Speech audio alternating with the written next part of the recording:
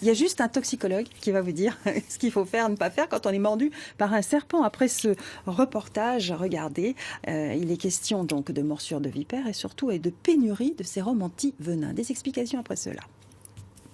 On ramassait de l'ail des ours comme ça et j'ai senti une vive douleur. Je me suis fait piquer au doigt et 15 secondes après, j'étais dans les pommes. À cet instant, Christiane Vigneault vient de se faire mordre par une vipère. Dans le quart d'heure qui suivait, je vomissais, j'avais des signes, j'avais très mal au ventre, je ne voyais plus, j'arrivais plus à parler. Donc tout cet état était très angoissant, quoi.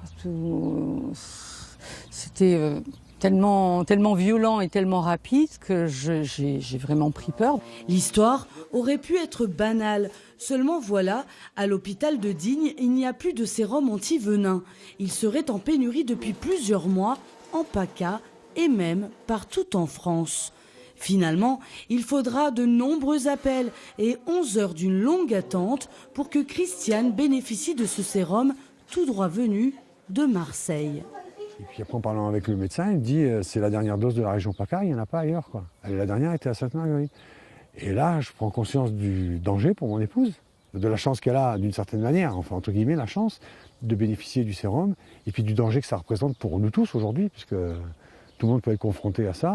Le laboratoire Sanofi Pasteur qui fabrique le précieux liquide composé d'immunoglobulines d'origine équine a cessé sa production. Raison invoquée, un changement de process. C'est quelque chose qui est inhérent à la production de produits biologiques.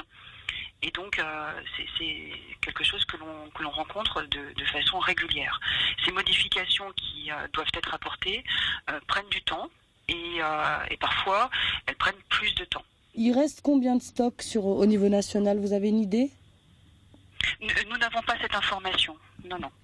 Mais il se dit aussi dans les milieux médicaux que nous avons sollicités que le produit n'est pas rentable. Le Viperfav ne sera pas commercialisé au mieux avant 2019. Seule solution en attendant, faire venir un produit similaire d'Angleterre. Christiane Vigneault a vraiment eu de la chance. Romain Torrent, vous êtes toxicologue à l'hôpital Sainte-Marguerite, médecin bien sûr. Est-ce que c'est une catastrophe? Est-ce qu'on risque de mourir face à cette pénurie? C'est la question qu'on se pose tout de suite.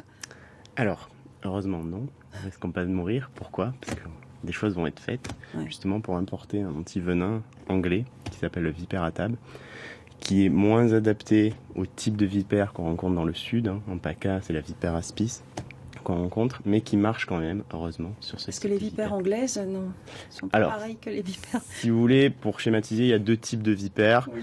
En France, dans le tiers nord de la France, il y a la vipère Bérus. Dans les deux tiers sud de la France, c'est la vipère aspis. Bon. Et en Angleterre, l'antivenin est adapté pour la vipère Bérus. Mais il marche quand même. Il marche? On est rassurés. Voilà.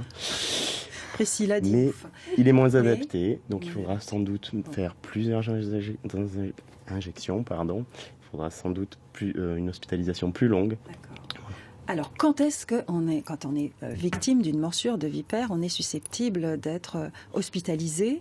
Quels sont les symptômes, les signes qu'il faut déjà, il faut savoir qu'une vipère n'injecte pas toujours son venin, donc c'est la bonne nouvelle. Ouais. Dans un cas sur deux, la vipère ne va pas injecter de venin, parce qu'elle a pas d'envenimation. Il y a juste la morsure. Juste la morsure qui fait mal, mais ce qui fait vraiment mal dans la morsure, c'est l'injection de venin. Voilà, donc dans un cas sur deux, le venin va être injecté, et dans ce cas-là, il va y avoir un œdème assez rapide, une douleur. Ouais. Et dans ce cas-là, il faut absolument contacter un centre antipoison. On a le numéro de téléphone. Pour aller être hospitalisé. Et là, c'est le médecin qui va recevoir le patient, qui va un peu décider, en fonction du grade de l'envenimation, si oui ou non on a besoin. Donc ce centre antipoison dont vous venez de voir donc le numéro de téléphone est ouvert 7 jours sur 7, 24 heures sur 24. Il faut le savoir. Effectivement, un médecin toxicologue. Au bout du fil. Alors, quand on est mordu par une vipère, il y a des choses à faire et à ne pas faire. C'est ça qui est important à dire.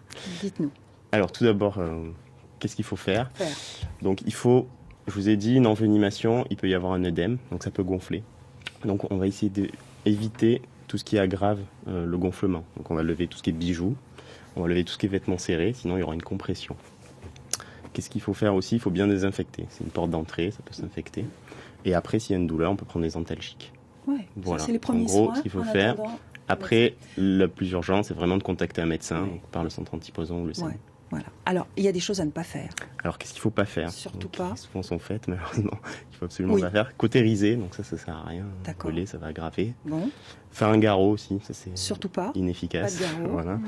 Voilà. Tout ce qui est appareil d'aspiration, Ouais. ça aussi c'est inefficace. Pourquoi? Parce que le venin, en fait, voilà. En fait, le tire-venin, l'appareil d'aspiration, vraiment est inefficace parce que le venin est injecté sous pression.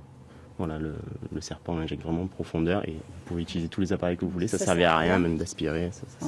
Voilà, des idées reçues auxquelles il faut lutter. Donc, et puis, alors, il n'y a pas que les serpents, il y a aussi les moustiques, il y a aussi les scorpions, les frelons.